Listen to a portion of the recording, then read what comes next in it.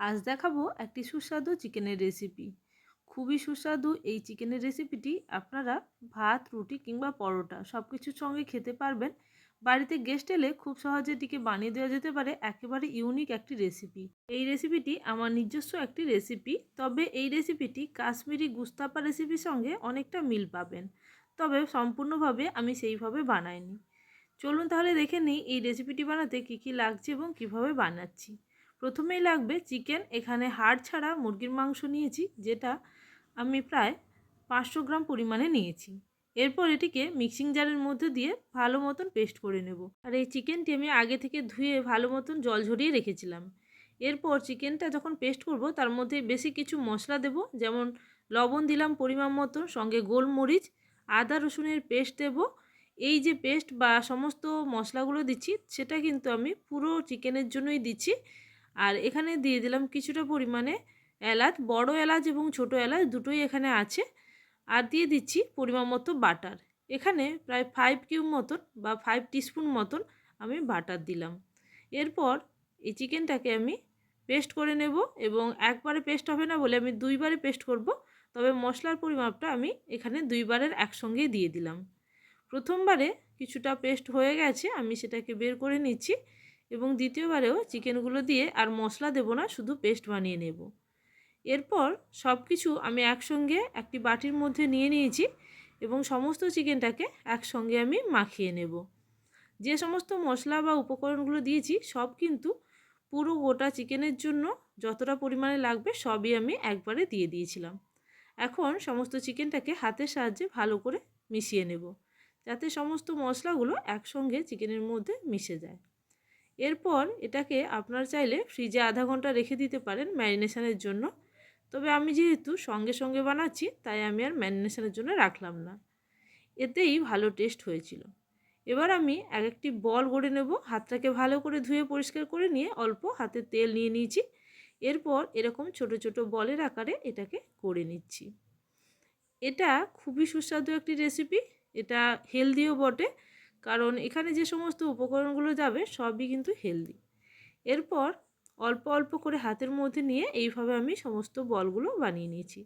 এখানে 500 গ্রাম চিকেনের মধ্যে সমস্তটাই দেখুন কতগুলো বল এখানে রেডি হয়েছে। এই বলগুলো আপনারা শুধুমাত্র অল্প সেদ্ধ করে নিয়ে তারপরে এই বলগুলোকে হালকা সতে করেও স্টার্টারে দিতে পারেন।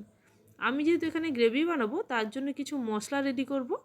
এখানে 3টে মাঝারি সাইজের পেঁয়াজ, সঙ্গে অল্প আদা রসুন এবং 2টো কাঁচা লঙ্কা আমি এখানে নিয়েছি। আর এখানে প্রথমেই আমি এই সমস্ত মশলাগুলো বা সমস্ত পেঁয়াজ আদা রসুনগুলোকে ভালো মতন ভেজে নেব, তবে খুব বেশি ভাজার প্রয়োজন নেই। হালকা মতন ট্রান্সপারেন্ট হয়ে গেলে তারপরে আমি কাজু অ্যাড করে দিচ্ছি। এখানে 7 থেকে 8টি আমি গোটা কাজু নিয়েছি, এগুলোও এর মধ্যে হালকা করে নেড়ে নেব। গ্যাসের ফ্লেম মিডিয়াম রেখে ওই 1 থেকে 2 মিনিট মতো নেড়ে নিয়ে এর মধ্যে প্রয়োজন মতন জল দেব।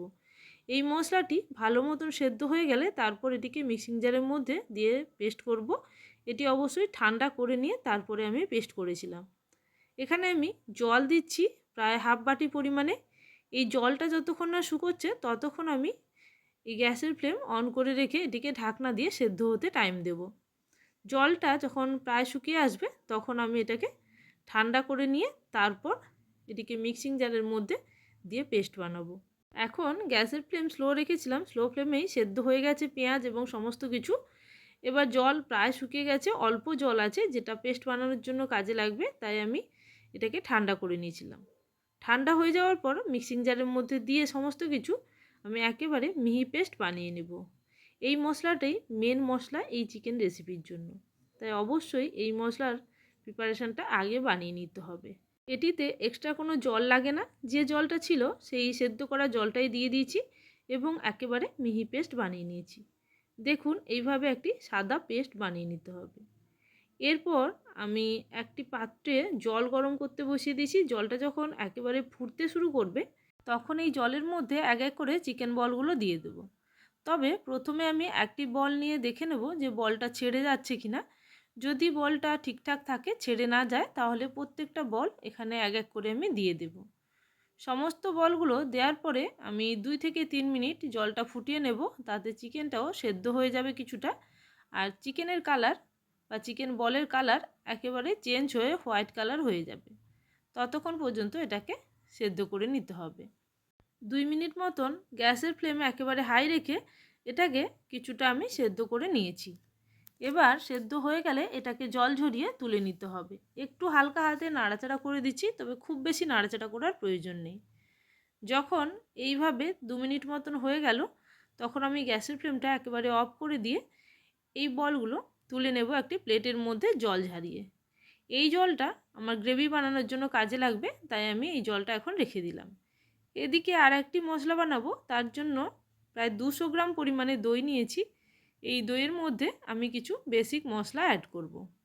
যেমন প্রথমে আমি দিয়ে দেব কিছুটা ধনে গুঁড়ো, ওই ধরুন 1 টিস্পুন পরিমাণে ধনে গুঁড়ো, সঙ্গে কিছুটা লবণ দিয়ে ভালো মতন আমি এটাকে ফেটিয়ে নিচ্ছি। যতক্ষণ না পর্যন্ত দই একেবারে ক্রিমি হয়ে যায় ততক্ষণ পর্যন্ত দইটাকে ফেটিয়ে নিতে হবে। এরপর একটি কড়াই বসিয়ে দেব, সেই কড়াইয়ের মধ্যে দিয়ে দেবো পরিমাণ মতো সাদা তেল। এরপর এই সাদা তেলে গোটা গরম মশলা ফোড়ন দিয়ে আগে থেকে তৈরি করে রাখা পেঁয়াজ, কাজু এবং আদা রসুনের পেস্টটা দিয়ে দিলাম। দিয়ে এটাকে অনবরত নাড়াচাড়া করে ভালো মতন কষিয়ে নেব, যতক্ষণ না পর্যন্ত ভালো মতন তেল ছাড়তে শুরু করে। যেহেতু এখানে কাজু আছে, তাই নিচে লেগে যাওয়ার সম্ভাবনা বেশি থাকবে, তাই অনবরত নাড়াচাড়া করে মিডিয়াম ফ্লেমে আমি ভালো মতন কষিয়ে নেব এই মশলাটিকে। এই মশলাটা শুধুমাত্র ভালো মতন কষিয়ে নিলেই রান্নাটা প্রায় 90% হয়ে যাবে। এরপর বাকি কিছু উপকরণ যোগ করলেই রান্নাটা প্রায় পুরোপুরি হয়ে যাবে। এখন আমি অল্প পরিমাণে জল দিয়ে দিলাম যখন মশলাটা খুব ভালো করে কষানো হয়ে গেল। এরপরে পরিমাণ মতো জল দিয়ে গ্রেভিটা করব। তার আগে আমি যে দই ফেটিয়ে রেখেছিলাম সেই দই এবং মশলাযুক্ত সমস্ত কিছু দিয়ে দিলাম। এরপর ভালো মতন মিশিয়ে নেব, এবং যাতে দইটা কেটে না যায় সেই জন্য গ্যাসের ফ্লেম একদম অফ করে দিয়েছি। এরপরে ভালো মতন মেশানো হয়ে গেলে আমি গ্যাসটা অন করে দিচ্ছি এবং সব কিছু ভালো মতন মিশিয়ে নেব। এখন ভালো মতন সব কিছু যখন মিশে গেল, এবার আমি দিচ্ছি প্রয়োজন মতন কিছুটা গোলমরিচ।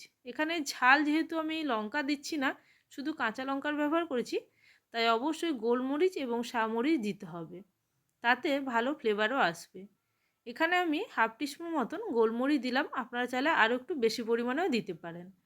আর কিছুটা যে গ্রেভিটা বানাচ্ছি তার জন্য আমি দিয়ে দিলাম কিছুটা চিকেন স্টক, যেটা আমি চিকেনটা সেদ্ধ করার সময় রেডি করেছিলাম। এতে গ্রেভিটা অনেকটা পরিমাণে বাড়লো, এবং চিকেন দেওয়ার পরে যখন এই গ্রেভিতে চিকেনটা ফুটবে তখন এই গ্রেভিটাই ঘন হয়ে আরও বেশি ফ্লেভার আসবে। তাই আমি এখানে গ্রেভিটা যতটা পরিমাণে আপনারা খেতে চাইবেন সেই অনুযায়ী চিকেন স্টকটা দিয়ে দেবেন। আর বাকি চিকেন স্টক আপনারা কিন্তু ফ্রিজে রেখে দিতে পারেন, অন্য সময় কোনো স্যুপ বানালে এটি দিতে পারেন। এরপর অল্প লবণ দিয়েছিলাম এবং তারপর চিকেন বলগুলো এক এক করে আমি দিয়ে দিচ্ছি। এই অবস্থায় চিকেন বলগুলো আর একেবারেই ভাঙবে না, যেহেতু এই বলগুলো আমি আগেই সেদ্ধ করে নিয়েছি। এরপর চিকেন বলগুলো দেওয়ার পরে কয়েক মিনিট আমি ভালো মতন ফুটিয়ে নেব। এর মধ্যে দিচ্ছি 1 টেবিল স্পুন মতন ঘি। ঘিয়ের মধ্যে যখন এই চিকেন বলগুলো সেদ্ধ হবে তত ফ্লেভার আসবে। এরপর ভালো মতন মিশিয়ে নেব ঘিটাকে পুরো গ্রেভিটার মধ্যে। এখন গ্রেভিটা অনেকটাই পাতলা আছে, দেখেই বুঝতে পারছেন। এই পাতলা গ্রেভিটাকে যতক্ষণ না পর্যন্ত বেশ অনেকটা পরিমাণে ঘন হচ্ছে ততক্ষণ আমি ফুটিয়ে নিয়েছিলাম। এরপর আমি দিয়ে দিলাম প্রয়োজন মতো লবণ। লবণের পরিমাপটা আপনারা নিজেদের ইচ্ছে মতন দেবেন, আমি এখানে যেহেতু কম মনে হয়েছিল তাই অল্প লবণ দিলাম। এরপর প্রয়োজন মতো চিনিও দিলাম, যেহেতু এখানে দই দিয়েছি তাই টক ভাবটাকে ব্যালেন্স করার জন্য অল্প চিনিও দিতে হবে। চিনির পরিমাপটা আপনারা নিজেদের পছন্দ মতন দেবেন। এরপর দিয়ে দিচ্ছি অল্প পরিমাণে শাহি গরম মশলা। এরপর সব কিছুকে ভালো মতন মিশিয়ে নেব। এরপর সমস্ত মশলার মধ্যে গ্রেভিটা কিছুক্ষণ ওই ধরুন 2 মিনিট মতন ফুটিয়ে নিয়েছি। উপর থেকে যখন তেল ভেসে উঠবে দিয়ে দেব কাসুরি মেথি। আর এই কাসুরি মেথিটা আমি হালকা ড্রাই রোস্ট করে নিয়েছিলাম এবং একদম গুঁড়ো করে আমি এটাকে দিয়ে দিলাম। হাতের সাহায্যে ভালো মতন ম্যাশ করলে এটা গুঁড়ো হয়ে যায়। এরপর দিয়ে দিচ্ছি অল্প পরিমাণে সামরিচ। এটা যেমন টেস্টও বাড়াবে তেমন ঝালের পরিমাপটাও বেশ ভালো ব্যালেন্স করবে। এরপর আমি সব কিছুকে মিশিয়ে নিয়ে রান্নাটা শেষ করব। গ্রেভিটা দেখিয়ে দিচ্ছি, দেখুন এই রকম গ্রেভি রাখতে হবে, এর থেকে বেশি শুকালে কিন্তু হবে না। তাহলে রান্নার যখন হয়ে যাবে ঠান্ডা হয়ে গেলে গ্রেভিটা আরও ঘন হয়ে আসবে। এরপর আমি একটি প্লেটের মধ্যে এটাকে সার্ভ করে দিচ্ছি। দেখেই বুঝতে পারছেন কতটা লোভনীয় হয়েছে। তাহলে এই রেসিপিটি আপনাদের ভালো লেগে থাকলে অবশ্যই কমেন্ট সেকশানে জানাবেন। আর যারা এখনও পর্যন্ত চ্যানেলটিকে সাবস্ক্রাইব করেননি, অবশ্যই চ্যানেলটিকে সাবস্ক্রাইব করে নিয়ে পাশে থাকা বেল নোটিফিকেশানে ক্লিক করে রাখুন, যাতে আমার চ্যানেলে কোনো নতুন রেসিপি আসার সঙ্গে সঙ্গে আপনাদের কাছে সবার আগে নোটিফিকেশান পৌঁছে যায়। তাহলে আজকের জন্য এই পর্যন্ত। আবারও চলে আসবো নতুন কোনো রেসিপির সঙ্গে। ততক্ষণের জন্য সবাই ভালো থাকবেন, সুস্থ থাকবেন। Thank you for watching my video.